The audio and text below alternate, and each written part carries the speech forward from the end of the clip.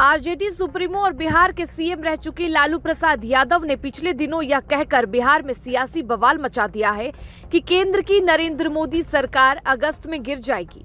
कांग्रेस के राष्ट्रीय अध्यक्ष मल्लिकार्जुन खड़गे भी कह चुके हैं कि वे लोग चाहते हैं कि बनी है तो नरेंद्र मोदी की सरकार चले, पर ऐसा दिखता नहीं है। इस बीच भाजपा के सहयोगी नीतीश कुमार के नेतृत्व वाले जेडीयू ने कुछ ऐसे फैसले लिए हैं जो सच में भाजपा के लिए मुसीबत पैदा कर सकते हैं।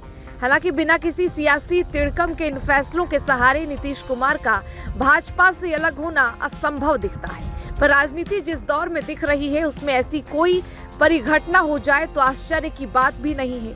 ईडी की टीम ने मंगलवार को पटना, दिल्ली, अमृतसर, चंडीगढ़ और पुणे में करीब 20 ठिकानों की तलाशी ली। इनमें बिहार प्रशासनिक सेवा के अधिकारी संजीव हंस के ठिकाने भी हैं।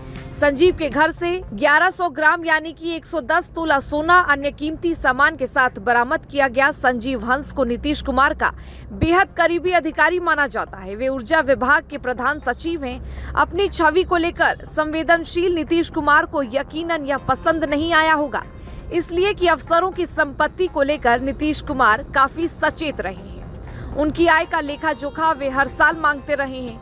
सरकारी अधिकारियों पर नीतीश का भरोसा भी काफी रहा है। वे अपने विधायकों या नेताओं तक की बात न मानने की अफसरों को काफी पहले सलाह दे चुके हैं। इसके पीछे उनका मकसद यही रहा है कि अधिकारी किसी के दबाव में फैसले न लें। उनका यह फरमान अधिकारियों का मोरल बनाए रखने के उद्देश्य से है। इतना ही नहीं, सरकारी बाबुओं की अवैध कमाई पर नजर रखने के लिए नीतीश की आर्थिक अपराध इकाई भी काफी सक्रिय रही है। इसके बावजूद ईडी की कार्रवाई उन्हें नहीं सुहाई होगी, क्योंकि संजीव हंस उनके भरोसेमंद अफसर रहे हैं। ऐसा लगता है कि नीतीश कुमार ने पहले से ही ऐसे मुद्दों की पड़ताल कर रही है जो भाजपा से उनके अलग होने का आधार बन सके। बिहार को विशेष राज्य के दर्जे की दराज में दबी मांग को जेडीयू की ओर से पुनर्जीवित करना इसी बात की ओर इशारा करता है। जेडीयू कार्यकारिणी की बैठक में प्रस्ताव पास कराने से लेकर बयानों तक नीतीश कुमार और उनकी पार्टी के नेता यह मांग करने लगे हैं। हम के संस्थापक बिहार के पूर्व सीएम और फिलवक्त केंद्र में मंत्री जीतन राम मांझी ने जेडीयू की मांग को खारिज करने वाला बयान देकर आग में घी डालने का काम किया है। मांझी ने इसे असंभव बताया है। जहानाबाद में पत्रकारों से मांझी ने कहा था कि विशेष राज्य का दर्जा देना या नहीं देना नीति आयोग तय करता है। जो राज्य कमजोर है उन्हें मजबूत बनाने के लिए एनडीए सरकार विशेष व्यवस्था करेगी, पर बिहार को विशेष राज्य का दर्जा मिलना असंभव है। झारखंड में भाजपा छोड़ निर्दलीय के रूप में पूर्व सीएम रघुवर दास को हराने वाले सरयू राय अब नीतीश कुमार के करीब पहुंच गए हैं। पखवाड़े भर के अंतराल पर दोनों की 2 बैठकें हो चुकी हैं। अब तो सरयू राय की जेडीयू में स्वागत की औपचारिकता भर बाकी रह गई है। अगर ऐसा होता है तो सरयू राय झारखंड में जेडीयू के झंडा बरदार बन जाएंगे।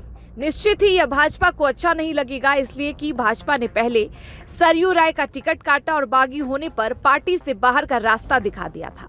सरयू राय की वजह से 2019 के विधानसभा चुनाव में भाजपा को नुकसान भी उठाना पड़ा। भाजपा को सबक सिखाने के लिए ही सरयू राय ने नीतीश कुमार के साथ अपने संबंधों को पुनर्जीवित किया है। इसका साफ संकेत है कि झारखंड में अकेले चुनाव लड़ती रही भाजपा को इस बार गठबंधन धर्म का पालन करते हुए अपनी घोषित सहयोगी आजसू पार्टी के अलावा जेडीयू के लिए भी सीटों में हिस्सेदारी देनी होगी।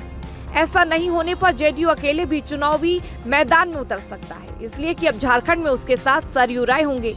चर्चा तो यह भी है कि जेडीयू झारखंड के अलावा दिल्ली में भी विधानसभा चुनाव लड़ेगा। भाजपा के नेतृत्व वाली केंद्र सरकार के इनकार के बाद नीतीश कुमार ने बिहार में जाति सर्वेक्षण कराया। सर्वेक्षण के आंकड़ों के हिसाब से आरक्षण सीमा बढ़ाई। उन्होंने अपनी सरकार के इस फैसले को 9वीं अनुसूची में शामिल करने का केंद्र से आग्रह किया, लेकिन यह काम अभी तक अटका हुआ है। इस बीच पटना हाईकोर्ट ने बिहार सरकार के फैसले पर रोक लगा दी है। इसे अब राज्य सरकार सुप्रीम कोर्ट में चुनौती देने की तैयारी में है। 9वीं अनुसूची में शामिल करने का आग्रह नीतीश सरकार ने इसलिए किया था कि उसके बाद यह न्यायिक समीक्षा के दायरे से बाहर हो जाता है। पूर्व में तमिलनाडु ने ऐसा भी किया है। जाति सर्वेक्षण और आरक्षण नीतीश की चुनावी रणनीति के ब्रह्मास्त्र हैं। जातिगत सर्वेक्षण के आधार पर आरक्षण सीमा बढ़ाकर नीतीश ने तो इतिहास रच ही दिया है। ये कुछ ऐसे संकेत हैं जो साबित करते हैं कि नीतीश भाजपा से पंगा लेने का मूड बनाने लगे।